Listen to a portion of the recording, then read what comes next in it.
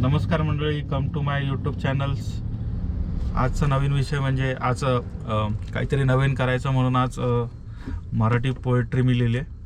माहिती नाही तुम्हाला आवडेल की नाही, पण एक ट्राय केला माझ्याकडनं की नवीन ब्लॉगमध्ये नवीन काहीतरी करायचा.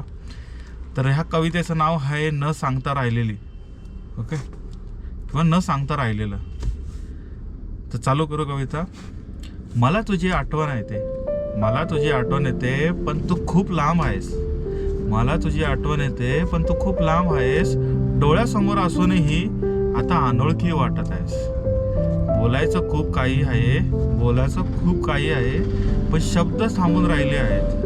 बोलायचं खूप काही आहे, पण शब्द थांबून राहिले आहेत. मनातले सगळे भाव मनातच साचून राहिले आहेत. आपलं काही होतं का, आपलं काही होतं का, हा प्रश्नही आजही जळतो. आपलं काही होतं का, हा प्रश्नही आजही जळतो. पण उत्तर मागायचं धाडस प्रत्येक वेळी मावळतो. आता तू तुझ्या संसारात, आता तू तुझ्या संसारात, मी माझ्या शांततेत. आता तू तुझ्या संसारात, मी माझ्या शांततेत.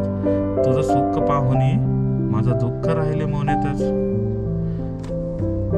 म्हणून काही बोलत नाही, म्हणून काही सांगत नाही, म्हणून काही बोलत नाही, काही सांगत नाही. कारण तुझं लग्न झालंय आणि आता प्रेम आता शब्दात बसतच नाही. ही होती माझी छोटीशी कविता मराठीमध्ये.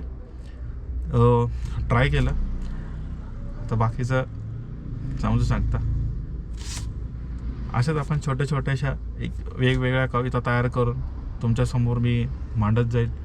म्हणजे असं नाही की या ब्लॉगमध्ये की फक्त आपणच म्हणजे मी ट्राय करतोय की ह्या दुनियेतून म्हणजे आपलं जे हेक्टिक दुनिया त्यातनं निवांत कसं राहायचं. कारण की ह्या आपल्या म्हणजे जो आता जो काही हे चालू आहे, म्हणजे स्ट्रगल काही चालू आहे, त्याच्यामधनं आपल्याला स्वतःसाठी पण वेळ भेटत नाही. कारण सकाळी लवकर उठणं, संध्याकाळी जाणं, त्याच्यानंतर परत आपल्यासाठीच आपल्यालाच आपल्या वस्तू का घेण्यासाठी आपल्याला एक टाईम स्पेंड करणं, तो पण भेटत नाही. कारण की सकाळी उठल्यापासून ते संध्याकाळपर्यंत एकच विचार असतो की उद्याचं काय. त्याच्यामुळं आजचं आहे हे आजच जगून घ्यायचं. उद्याचा काय विचार नाही करायचा.